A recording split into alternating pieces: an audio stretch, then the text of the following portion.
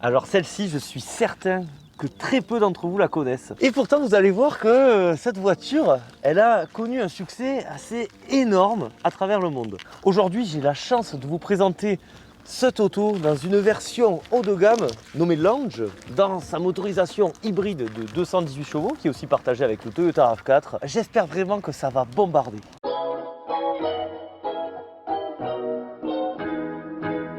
Déjà, qu'est-ce que serait un essai Atmo sans les poubelles? Vous pouvez le voir, souvent dans les essais, c'est notre petit clin d'œil. Et c'est pas parce que cette Camry est une poubelle, bien au contraire. La Camry en Europe, c'est vrai qu'elle n'est pas très connue. Cette auto, elle est sortie en 1982 et on va pas se le cacher, sa vocation, c'est plutôt d'être destinée aux US. Vous voyez, c'est une voiture assez imposante, une berline, avec un look pas hyper marqué. Et dites-vous, cette voiture, ça a été un véritable best-seller. En effet, entre 1982 et donc 2023, il s'en est écoulé plus de 20 millions d'exemplaires à travers le monde. C'est un truc de fou. Et en fait, nous, si on s'en rappelle pas trop en Europe, c'est parce qu'elle est arrivée déjà chez nous, mais il y a longtemps. Et entre-temps, il y a eu la Toyota A26. Il y a eu 3 générations d'A26. Et du coup, c'est vrai qu'on l'a un petit peu oublié en Europe, forcément, vu que les 3 générations d'A26 sont passées par là. Ce qui est étonnant, en fait, c'est que l'A26, pourquoi Toyota l'a retirée? Parce qu'elle se vendait pas trop en Europe. Si vous voulez, l'A26, niveau taille, c'est une série 3. Ça, niveau taille, ça va être une série 5. Et du coup, c'est vrai que la pertinence de faire revenir un modèle comme celui-ci en Europe, notamment en France, parce que moi je parle beaucoup du marché français, je vous avoue que je comprends pas tout à fait. En fait, il y a peut-être une explication. En province, je déteste ce mot. Dans les régions, on en voit très peu, mais apparemment à Paris, ça marche plutôt bien, parce que vous allez voir que cette voiture a tout pour plaire à des taxis, des Uber. Parce que là, regardez. Alors c'est sur 4,89 m, ça paraît très grand, certes, mais là, regardez la place. Et moi à l'avant, je l'ai réglé, donc je l'ai reculé quand même, je l'ai mis à ma taille. Et là, messieurs, dames, on appuie ici, bam, voiture d'américain. Si j'appuie là-dessus, j'ai un petit peu trop de soleil. Bon, ben vous inquiétez pas. Bon, finalement, je veux du soleil. Ici, on a des prises. Souvent, dans les voitures modernes, on a une sensation d'engoncement. Là, mais je suis tellement bien. Et regardez, pour rappel, quand même, une 508, ça fait à peine 10 cm de moins. Et je peux vous assurer que l'espace à l'arrière, il est vraiment différent. Je ne sais pas si vous voyez les mouches, mais c'est un truc de malade. Regardez ça. Alors, on est, date de tournage, on est mi-novembre. Bon, là, c'est une voiture destinée principalement au marché US et aux États-Unis. Ils veulent des mâles. Nous, on veut des haillons, eux, ils veulent des mâles. En fait, j'ai vu deux trucs. J'ai vu 500 litres et j'ai vu 650 litres. Ce qui est complètement différent. Mais je pense que c'est plus 500 litres. En tous les cas, je peux vous dire que le coffre, il est sacrément balèze. Si vous n'avez pas assez de place à l'arrière, parce que c'est vrai qu'il y a vraiment 2 places extraordinaires, la troisième, elle est pas ouf. Eh bien, vous mettez des gens derrière. On fait un petit peu de promo quand même. Si jamais ça vous intéresse, un immense merci aux propriétaires. Là, on est dans le Pomerol, on rigole pas les atmophiles. Et oui, la Gironde, sacré département. Moi, j'en suis amoureux. C'est étonnant de ne pas avoir un bouton pour refermer le coffre, étant donné qu'on est quand même sur une voiture presque de prestige. Alors, c'est du généraliste prestige, mais vous voyez l'idée. C'est un peu une rivale d'une Superbe, d'une Passat. On continue avec le moteur. Est-ce qu'il y a des vérins? Beaucoup de suspense. Et ça, et bien vous savez quoi, mes chers atmophiles, ça c'est quand même sacrément rare d'avoir des vérins sur une Toyota. De manière générale, sur une japonaise, vous voyez, ça témoigne un petit peu du côté légèrement luxe de cette auto. On a le moulin Toyota et vous savez, vous commencez à me connaître, moi Toyota, je vous recommande fortement. Ici, vous connaissez la technologie hybride Toyota, donc c'est de l'essence avec de l'électrique. La puissance cumulée est à 218 chevaux. Le 0 à 100 est tombé en 8 secondes 3, dites-vous. Et ça, c'est vraiment pas mal. Pour une voiture qui n'en a pas l'air, elle a des prestations de petite sportive. Et pourtant, je sais que beaucoup d'essayeurs adorent critiquer la boîte automatique Toyota. On va y revenir un petit peu après dessus. Niveau poids, on est à 1595 kg. Et ça, c'est un véritable tour de force de la part de Toyota. Parce que, par exemple, vous savez, j'ai essayé une C6 il n'y a pas si longtemps que ça. Mais la C6, ça faisait 2 tonnes. C'est le même gabarit, entre guillemets. Par contre, 2 tonnes, alors qu'ici, en plus, on a une voiture hybride. Et vous savez que les batteries, ça pèse. Donc ça, c'est un véritable tour de force qui nous permet d'avoir une consommation hyper mesurée. Je vous donne les chiffres du propriétaire. 4 litres 3, sur départementale, je vous rappelle, c'est une grosse berline statutaire de 218 chevaux. Sur autoroute, on va être à 5,5 litres. Allez, maxi 6 litres si vraiment il bombarde comme un fou. Moi, mon 1007, quand je fais attention, je suis à 7 litres. Le 1000 mètres départ arrêté est autour de 30 secondes. Par contre, la VMAX, j'ai été étonné, elle va que, entre guillemets, à 185 km/h. 185 km/h déjà. Si vous allez à cette vitesse-là, c'est que vous êtes de sacrés chauds d'apens et ça, c'est pas bien. Et finalement, le plus gros avantage de ce moteur, il se voit pas forcément aujourd'hui, il se verra pas non plus demain, mais il se verra peut-être dans 20, 30 ans, c'est la fiabilité. C'est pratiquement les number one. Hein. Il y a Suzuki, il y a Mazda, il y a Toyota, il y a Honda. Bon bref, les Japonais, ils sont vraiment au-dessus. Le propriétaire va quand même souvent à Paris avec. Et ça, je peux vous dire, sur l'autoroute, c'est du velours, c'est exceptionnel. Et même sur les petites routes comme ça, parce que je l'ai prise déjà pour venir, c'est très cool. Il faut le dire aussi quand les constructeurs font des choses bien. Toyota, ça a des défauts, je vais y venir là. Mais vous voyez, jusque-là, la proposition, elle est quand même vraiment hyper pertinente, je trouve. Oh, et puis ça fait plaisir d'avoir un terrain en plus. On a bien rigolé, on a parlé de choses positives. Maintenant, on va parler de choses un petit peu plus négatives. Alors, le design, il n'est pas scandaleux, il n'est pas horrible. Il faut se remettre dans le contexte, 45 000 €, c'est quand même une somme. Et c'est vrai qu'à ce prix-là, peut-être qu'on est en mesure d'attendre des choses plus sympas niveau look. Je trouve que le design extérieur de la 508 en phase 1, parce que là, leur restylage Peugeot, c'est un scandale, mais la phase 1, elle avait une gueule de fou. Voilà, en 2020, on pouvait comparer les deux, même si c'est pas tout à fait la même catégorie. Ben, c'est vrai que nous, en Europe, moi ça j'ai tendance souvent à le répéter, les Japonais pour eux, le plus important c'est pas le design, pour nous c'est le design. Et c'est vrai que cet avant un petit peu mollasson, ces phares de Horis, en soi ils sont pas horribles mais vous voyez c'est un peu plongeant, c'est un peu mou. Ça là, on dirait une baleine. C'est assez impersonnel. Clairement je dis pas que c'est moche, je trouve que la voiture, elle a un certain classicisme qui peut plaire à une clientèle.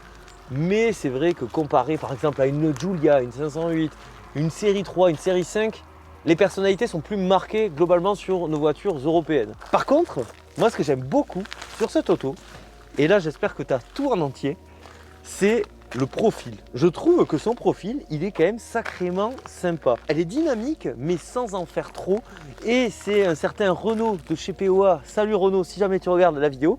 Il en parlait il n'y a pas si longtemps que ça. Après, bon, vous savez, les vidéos sont tournées 3 mois en avance, donc voilà. Il parlait de surdesign. Et c'est vrai que cette notion, je trouve qu'on la voit de plus en plus malheureusement. Donc le surdesign, c'est quand tout simplement les designers en font des caisses. Je pense à la gamme DS, je pense à la gamme Peugeot, qui se caricature elle-même, c'est terrible. Ici, on a quelque chose, je trouve, de fluide, d'élégant. L'arrière, là, on pourrait y croire presque une Alfa Giulia. J'aime vraiment beaucoup cet arrière, avec un petit peu de galbe, vous voyez, pas énormément, mais juste ce qu'il faut. Elle me donne vraiment l'impression d'être assez dynamique. L'arrière, par contre, les mouches, non mais j'espère que vous les avez à la vidéo parce que c'est exceptionnel. Regardez sur le phare. Oh, mais c'est un truc de fou, hein. Bon, on se fait attaquer, hein, c'est terrible. Hein. Donc rien que pour ça, vous avez intérêt à liker d'ailleurs. La partie arrière, elle va être un petit peu comme la partie avant. Souvent, une Toyota, en réalité, on apprend à l'aimer. Vous voyez, il y a des voitures, on les aime et ensuite on les déteste. Je pense à certaines Alfa Romeo, hein. Voilà, des voitures qui vont nous décevoir, mais qui de prime abord, ça va être un coup de cœur. Et bien Toyota, c'est l'inverse, c'est un coup de cœur sur le long terme. Et finalement, je pense que c'est peut-être le mieux. Avant de m'installer, je vais faire quand même une mini mention sur ces sièges qui sont ok. Moi, ce que j'aime bien, c'est que j'ai l'impression d'être dans un cockpit. Alors, je sais que certaines personnes n'aiment pas ça, mais vous voyez, là, clairement, il y a une séparation entre moi et le passager. Le volant, il est classique, mais ok. Beaucoup de boutons quand même pour une voiture assez récente. C'est brillant, ça doit prendre un petit peu la trace des doigts, mais ça va. Mais vous voyez, après, ici, on a quand même du soin à la finition. Vous voyez là que c'est moussé, là. Ça ils adorent aussi les journalistes. Alors finalement on s'en fout un peu, mais là c'est exceptionnel. On va être content d'avoir un bon plastique de haut de planche de bord moussé. Est-ce que c'est rapide? Clairement pas. Vous voyez, est-ce que vous voyez la latence? Attention, hein. Voilà, un peu moins, mais par exemple si on se met à destination, ah non ça va mieux, et peut-être qu'il faut qu'il se réveille. Ouais, oh non, il est un peu mou quand même. Il est un peu mou quand même. Bon voilà, moi vous savez, je suis pas hyper fan parce qu'en plus déjà, on sort les yeux de la route, hein, ça il faut le dire. En plus l'écran, il est quand même pas très grand. Sur une voiture de 2020, souvent, voilà, les gens ils aiment bien avoir des bandeaux là d'écran. Bon la Hyundai par exemple, j'ai adoré parce qu'elle allait jusqu'au bout du concept. Ouais. Ça c'était cool, mais bon des fois c'est un peu too much. Ici au moins on est à l'essentiel. toute façon, voilà, ça aussi c'est une des philosophies des Japonais, c'est pas forcément faire des excentricités de fou, mais c'est d'avoir des choses qui marchent. Les dernières consos, ah ça c'est sympa, voilà, 6 litres 4, mais ça c'est parce que c'est moi qui l'ai conduit comme un gros fou avant d'arriver. La voiture, elle est moderne mais un petit peu dans le passé. On peut le voir par exemple, il y a, ça c'est mignon, un lecteur CD, ça on n'en voit plus sur les voitures récentes. Sur la quasi-totalité des voitures qui ont moins 10 ans, maintenant on le voit plus. Bon là ça y est encore. Je vais vous montrer rapidement les compteurs. C'est des compteurs, sont toutes assez basiques. Et c'est vrai que certains férus par exemple de technologie d'avant-garde seront, je pense, un petit peu déçus à l'intérieur de cette voiture. Surtout que je vous le rappelle, ça reste quand même assez onéreux à l'achat. Une commande de boîte hyper classique. Là ici on peut mettre bien sûr là, des gros gobelets d'américains. Parce que je vous rappelle cette voiture est pour les américains. Et c'est vrai que même on se sent un peu flotté hein, dans ces sièges là, ils sont assez gaillards. Prise USB, prise jack, chargeur à induction qu'on peut allumer ou éteindre. On regarde la boîte à gants. Voilà, parfait. En vrai, assez grand, c'est étonnant parce que c'est assez tarabiscoté, mais c'est plutôt pas mal. Ça va pas être un intérieur coup de cœur, c'est un peu comme l'extérieur, c'est très pragmatique, mais tout est bien à sa place, c'est intuitif. Par contre, ça on l'a même pas vu, il y a quand même de la place. Hein. C'est une voiture faite pour rouler. Et moi je vois vraiment les ricains. De toute façon moi cette voiture je l'ai utilisée au Canada quand je suis parti avec mes copains. On faisait que des lignes droites parce que c'est que des lignes droites là-bas. On a fait Montréal, Québec en ligne droite avec nos gros gobelets d'américains. Maintenant on va voir ce que ça vaut sur route. Bon on va y aller. Allez c'est parti les enfants.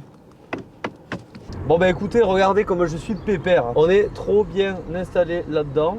On va fermer pour avoir une meilleure insonorisation. Là, j'ai une conduite hyper coulée, mais finalement, une conduite de la vie de tous les jours.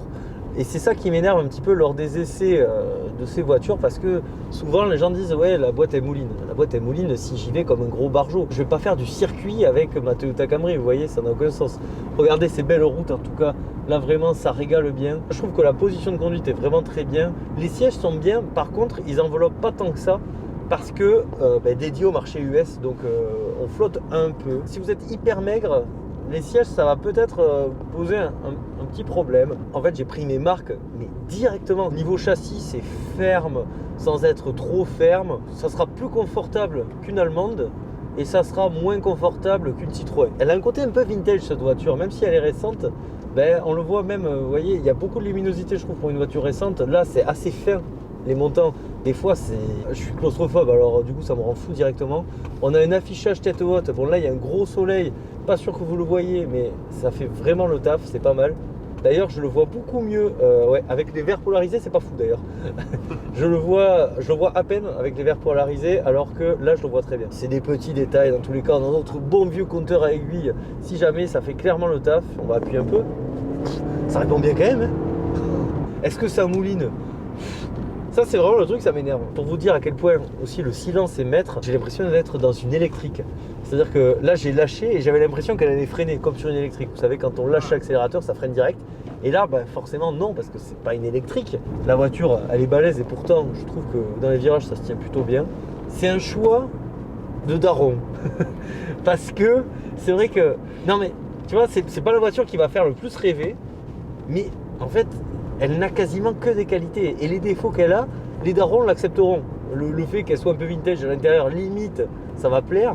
Et l'extérieur, c'est ok quoi. Il va beaucoup trop vite. Il va beaucoup trop vite ce diable là.